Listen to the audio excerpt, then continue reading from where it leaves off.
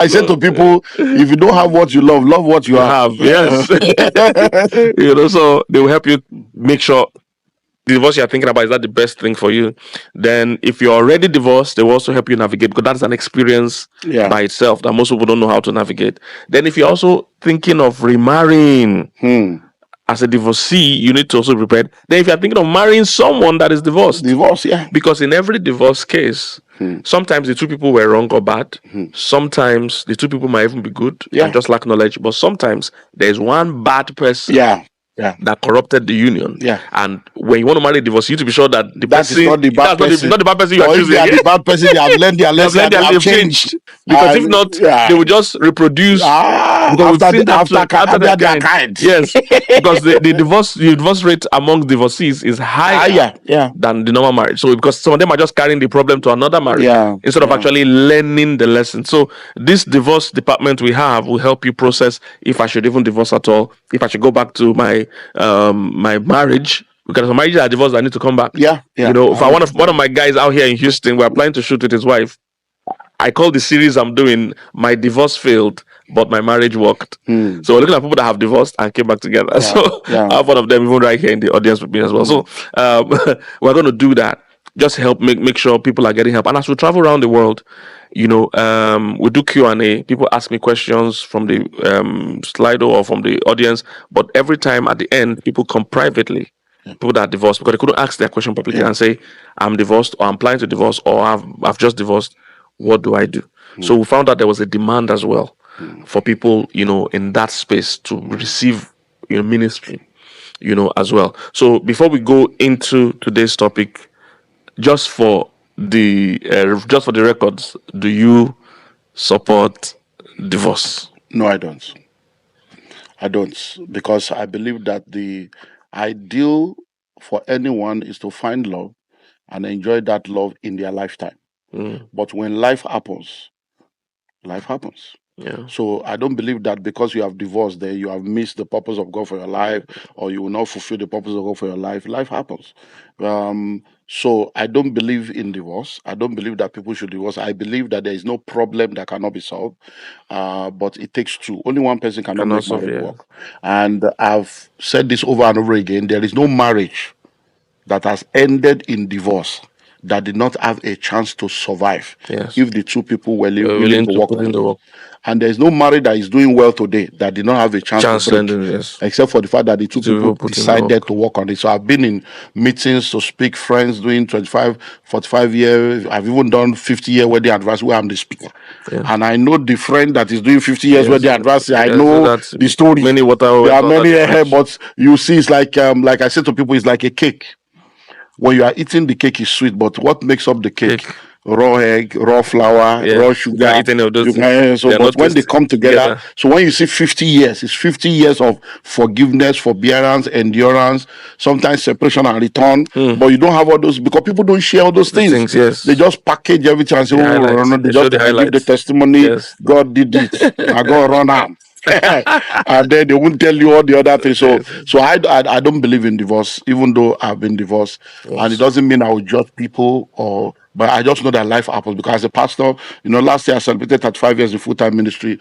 In 36 years of being in ministry, I've seen the good, the bad, and the ugly. And like we said, people should just go and watch this. It was really very balanced. Watching it back by myself, I'm like, wow, this thing really covered a lot of ground. It was a divinely orchestrated thing. So for those that will still come in the comment section and say, these two pastors are not really men of God, I still got that chance coming today. That way, you don't go gather lawyer and say, see, you have no created lawyer to be helping people to their marriage. You made a statement that people don't know. They don't know the importance of a miracle until they need it. Sometimes you don't know the purpose of divorce. It was even God, even though it was not God's original plan, but it was God that still created divorce. Because some people were being oppressed. So you need to understand the origin of some of these things. All right. It's not men that came up with divorce, but people were being oppressed in marriage, and God said, look, it's better to let this person go into their freedom. God hates divorce, but God hates oppression. God hates depression. He hates lies. He hates lies. He hates many things. All right. So he hates violence. It's there. So we cannot support divorce. It makes no sense. My whole ministry is built on marriage. So if I believe in divorce, then I must be one of the biggest fools in the world. Because it makes no sense. So we definitely do not support divorce. However, we know it does happen. We know there are times that is beyond your control, and it does happen, and people still need support and counsel. While they go there. So God's perfect will is, of course, for people to live together. Same with God's perfect will is for people to work in divine health. Yeah. But people will get sick. That's the reality of life. All right. So please let's be clear on that before we go into today's. We've spent quite a long time on the intro. Yes, to help the skeptics and help the religious mindset. Yes, we got a lot of is it flashback they call it, or pushback? That these two men of God, they are not real men of God. In fact, your own was worse than my own. They said Pastor Kingsley was even balancing it. That but Pastor Olumide Emmanuel, he believed that you go and watch the full story. It was a moment of vulnerability for him, like he mentioned. Most people were shocked when they heard the full story. The impact was all over the world. Really, we got feedback from everywhere, all over the world. People that were healed, because they've gone through something like that. The church, ostracized them. Do you know what I went to? Those, we don't for singles now. It was like stadiums. Everybody said, nobody wants to. Physician, heal thyself. Yes, nobody wants to touch you. Can you? The church does that. They will just pulpit everywhere, dry up. Churches that I bought land for, people I bought equipment for that I was preaching every year. The old door just shut down. Palm. Yes. It's as if your own don't finish. Yes. So you are not God. Yes. God does not need people's approval. Except you're not really a human, or you don't even have the spirit of God. You can't watch those 3 videos, and what you would think is that this man is just. You need to first sympathize with what has happened, what he has been through. If you listen well, you will see what happened first. Do you know that some of the people that were against me then, some of them have divorced? You see, I didn't even know. They were now calling me brother. I faced my own. They were now say, so he said, I said, but you didn't say I can't call you when I've judged you. And now realize that, hey, I don't say my own. They wait for me in front. Yes. But it is well. But let's so go and watch basically. So let's get to today. Emoji.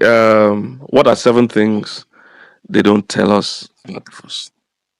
Number 1, it leaves a scar. It leaves a scar. You see, this is my finger here. You can see this scar here. I was not yet 10 years old when I fell by the side of our house in the place, and then bottle, caught this end, and it had to be stitched. Wow. So I was not 10 years. So this scar has been there for over 40 years. Wow. Over 40 years, and I'm still looking at it in my hand still there. So the same way you have a physical scar when there is a wound, when there is a divorce, there's a scar.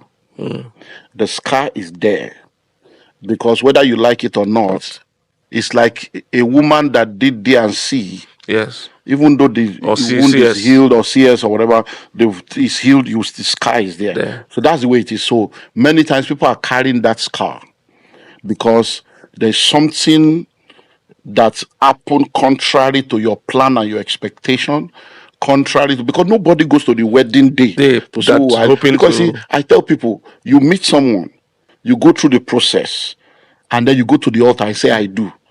The same 2 people that said I do, we end up in the court and say irreconcilable difference. There are no irreconcilable difference, only irreconcilable people. Yes. It's because you are not willing to pay the price, and only one person cannot make it work. So there is that scar. That's number 1. So they don't tell you, but the scar is there. So it's like, I don't know if to use this example, but I've sat down with a lot of people that are, plus size, and no matter how much they try to prove that I'm okay with my size, I'm okay, they are not really okay.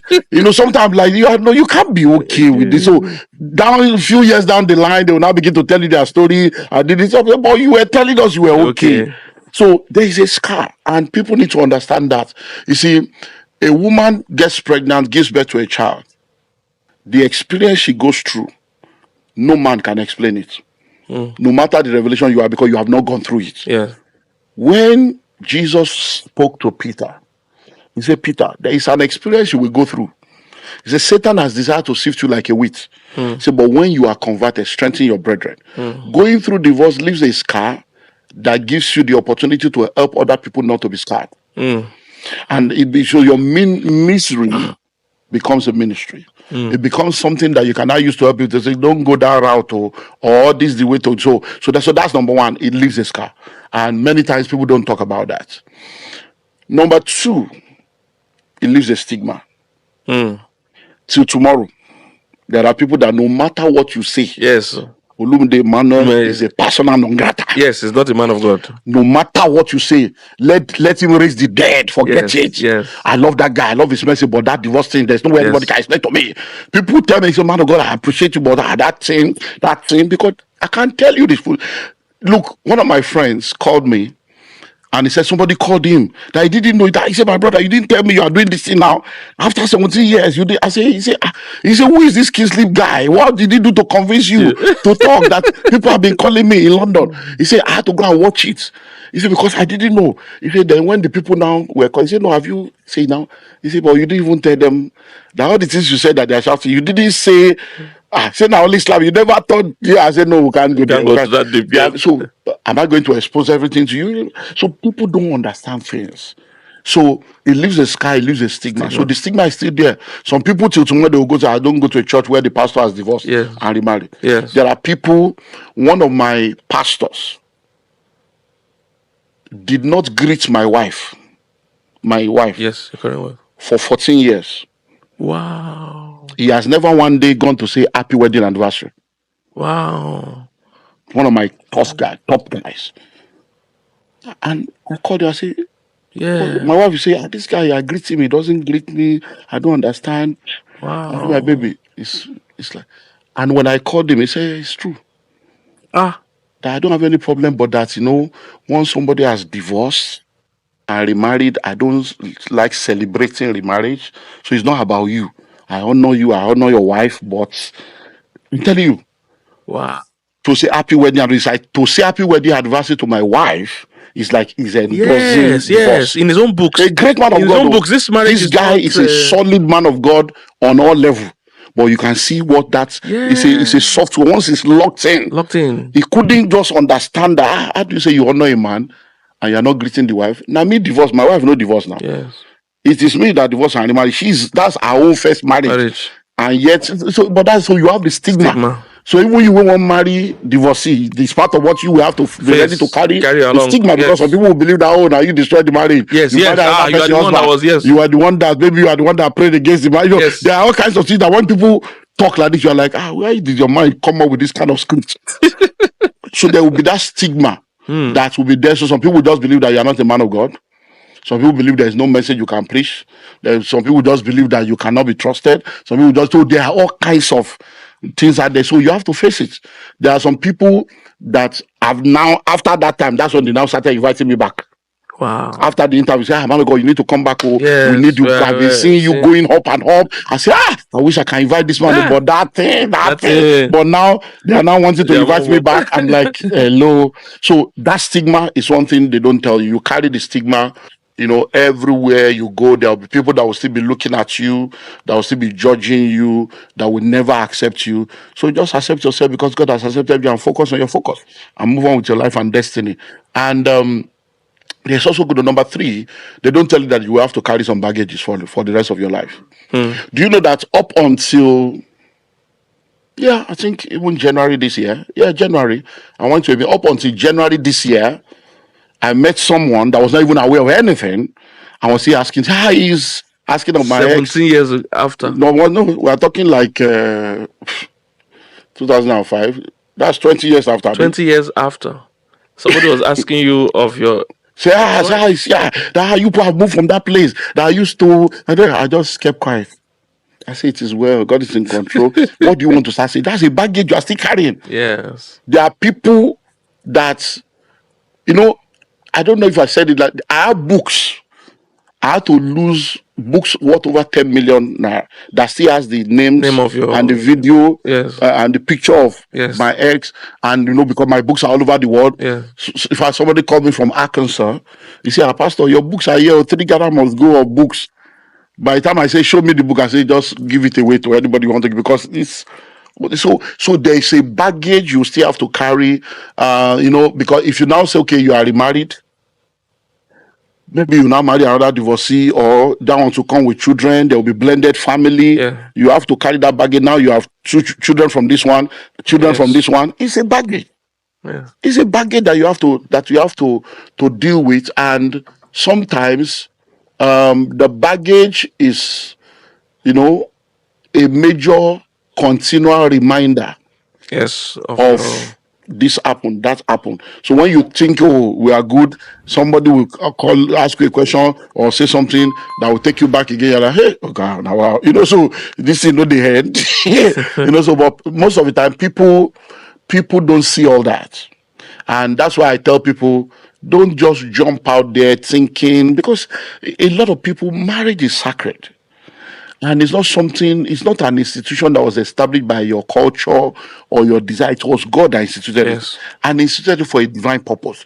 So it's not something you just enter into lightly and jump in and jump out. Because the world we live in today, people have tried to bring marriage into a place of disrepute. They now talk marriage is a scam, and because it's only the negative testimonials that people see. And especially in the days of social media, even those that are doing well, they don't want to talk about their, because it's as if you talk well now, some people will now be hiring your husband, hiring your wife, and you have all this kind of funny thinking that people have. So those are things that I feel that people should note. So number 4, it leaves you to have to retell your story over and over again. It's a baggage. You have to keep retelling this, because there are people that did not know anything until that video came out. So there are people I've been preaching for like 15 years. Wow. And every year I go there. So they say, oh, you were married before? We didn't know. We just saw this. So this one was, so what's now happened to your first one? So where are the children? You have to start telling the story. All, because there are some people you cannot just say it as well. You have now developed a covenant relationship with them. There are people that, if I one of my friends, my covenant friend, he now had to come. He knows about it, but the children did not know. Wow. And the children have known me for 17 years. Without knowing that there was any. So they are now like, you mean your friend? It was even the children that went to tell him. That's this thing. That the pastor that this your friend is. Are you sure he's a Nigerian?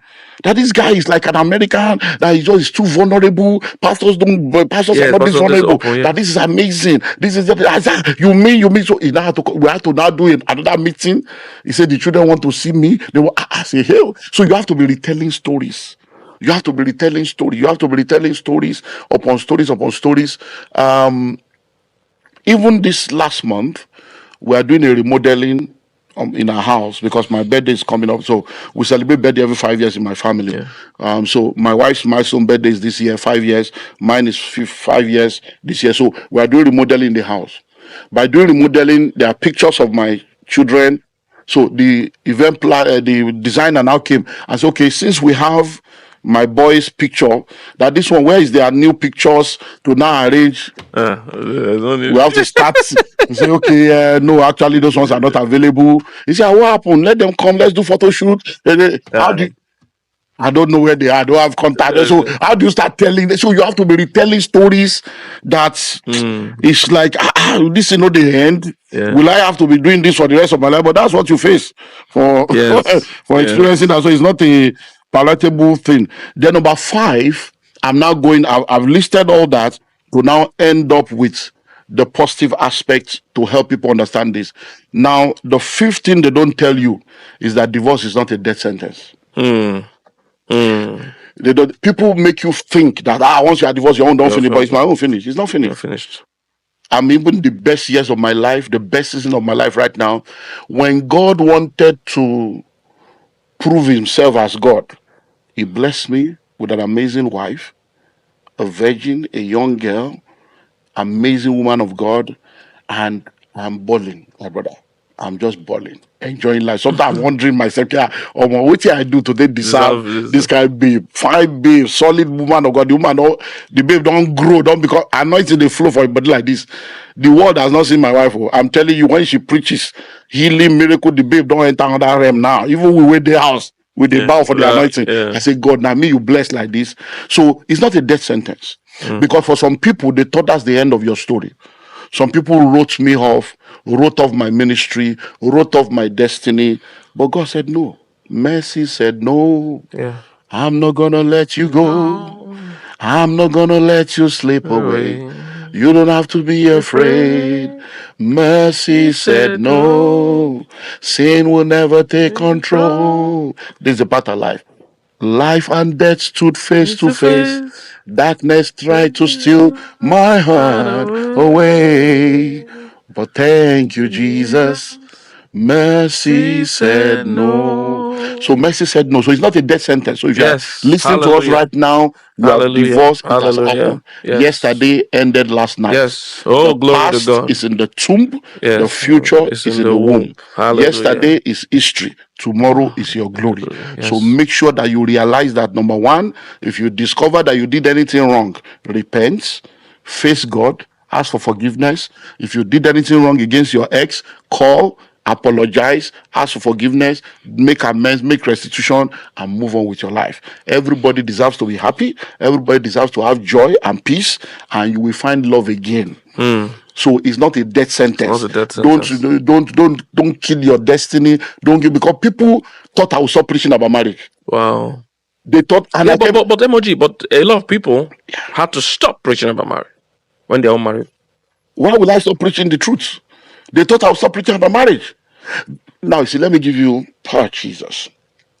When we had, we went through the process of, stakeholder management and other and crisis management, when it now became the time when we needed to inform the entire workforce, I told them everything. I said, these are the entire truths. These are phone number. Go and verify if anything I've said is wrong. So, but I will not allow any one of you to suffer because of my personal struggle. So if any one of you is willing to go, I will understand. If you cannot sit under a divorcee, I will understand, because it means that somewhere in the future there will be remarriage. I don't know yet, but I'm still young. So that means, so you better leave now and all this stuff. One of, as a matter of fact, my lawyer, we're going to site maybe a few days after that discussion in church. So I now turn to, I say, the law. So how far now? Now don't meet for the family. Are you leaving us so that I will know? Will you still be my lawyer? Because it's my business. Will you still be my lawyer so that even if you leave church, let me know? He said, Pastor, we're not going anywhere. That he is a pastor's child, he's a PK, the wife. So there are people that came from. He said, I was afraid that what would my wife say? So when we got to him, I said, babe, yeah, sit down. Pastor said we should go and pray. So what? He said, no, we're not going anywhere. He said, no, we're not going anywhere. He said, have you not noticed that since this man divorced? I didn't even notice that. That was when I realized it. He said, have you known that since this man divorced, he has never one day come to the pulpit to speak evil of his ex? Wow. He has never one day come to the pulpit to support divorce or try to use his personal experience to change the justify message. Just divorce. He has never one day stopped preaching on marriage. He said he keeps preaching on marriage, he keeps telling us the truth. I'm not your sample, I'm not your template. Jesus is your template. Follow me as I follow Jesus. He said, then he started praying one prayer. He says, have you noticed? I didn't know. He said, since the day that thing happened, he has added a prayer to his prayer, saying, where I have failed, you will not fail. That I didn't even know I was praying that prayer. Wow. He said, you say, my wife told me, go and watch every time he prays for us. He said, that is a good man. That's the kind of man I want to follow. That I'm not going anywhere. They are still in church. Wow. So people are not foolish. Except people just want to be just funny. Yes. So it's not a death sentence. It has happened. Move on with your life, but make sure you do the needful. Don't just go and say, oh, we fall down and we get up. No, don't do all those nonsense. No. Make sure that you have really done what needs to be done and you move on. It is not the end of your story. It is not the end of your purpose. It is not the end of your joy. Because a lot of people, because I tell people, God may forgive you, but have you forgiven yourself? So sometimes people are the one that now say, no, I've decided I'm not doing this thing again. Let me close this. I'm not going to marry again. I'm not doing marriage. I'm not doing this again. It's not the end of your purpose. It's not the end of your story. It's not the end of your joy. Sometimes it's the bend. It's not the end. And when you look back at, the life of great people, it may not be marriage. It may be other things, but you realize that there are people that have gone through things that if they have allowed what they went through to bury them, you will not be seeing them today. Generals are known by their scars. Yes. And it's very, very important for us to know that if your destiny is great, you go through the pits. Prophets in training. You will go through a lot to be able to get to where you need to get. So don't see it as the end of your story. It's not the end of your story. It's not the end of your purpose. And it's not the end of your joy. There are people out there that will say, bring you joy. Now I look at my boy and I'm like, wow. You know, it's like God just, the boy just gives me joy. Wow. It's just like, wow, so I can have a family again Yes. where I can be happy. I can know anytime when you hear daddy, you know, you like that daddy, you know, Yeah. you go, wow, I'm a daddy. Somebody calls me daddy. People think that because you're a man of God, we are human Yes, being. I'm a that's it. man. Yes. I need to get home and meet a woman that will hug me, rub my head, rub my stomach, feed me, give me good sex, enjoy life. I Yes. need children that say, oh, welcome, daddy. Oh, daddy, this is my homework. Daddy, I look at this. No, everybody. So it's not the end of your joy. It's not the end of your peace. It's not the end of your story. It's not the end of your purpose. Very, very important. And then number 7, it is not the unpardonable sin. It is not the unpardonable sin. So when people look at divorce, they want you to feel as if this one, oh, even as if they are the one that hold the key of eternity. They are the assistant God. Yes. Vice Holy Ghost. Yes. So, but I need to let everyone know that it is not the unpardonable sin. That's why we try to settle that. Is it even a sin at all? Yes. Talk less of being an unpardonable sin. And when we look at it from this, so these things they don't tell you, but we are telling you now so that wherever you stand on the pendulum, pray that you never have to go through it. Pray that your children will never have to go through it. Pray and act in such a way that you will not sow a seed that will produce an harvest in your own life that you will regret later. Because there are people that, even though it was not part of what was planned for them, they use their mouth, their hand to now create the problem for themselves by judging people unjustly. And you find that sometimes a lot of people, what they fight and what they argue and what they curse end up becoming their cause. So we need to be very, very careful of that. So it is well. Wow. This is very, very powerful. It's not a death sentence. It's not the unpardonable sin. It's not. There's still life after divorce. Yeah, there is. There's life after divorce. So it might be a bend, but it's not the end. The end. Oh, this is powerful. This is powerful. So please, guys, this is so share this video. Like I said earlier on, in our travels, I've seen that there's a large number of people covertly in churches that are in these situations, either divorced, about to divorce, experiencing divorce, about to marry a divorcee. Because the more people are divorced, the more they want to remarry. So a lot of single people today are having to marry a divorcee. So it's better we equip them, better we minister to them. You know. In fact, and that's what we're going to discuss in the next video. Yeah. To see 7 ways to know if you are healed. If you are healed before you deal. Because some people think, oh, this one just failed, I'm going to jump to the next one. No. There are things to do, there are things to check. Your next will suffer for the sins of your ex. So please, you don't want to miss the next video. And don't forget, if you are watching, if you are divorced or thinking of divorce or about to marry a divorcee, or you're a divorcee about to marry again, please contact our divorce lawyers. Our divorce counselors, rather. They will be able to guide you. Some people don't need to divorce there, and with what my team have reported in the divorce counseling, there are many people that have come that they want to divorce, and the team has been to tell them. A lot of people. I was still talking to a couple.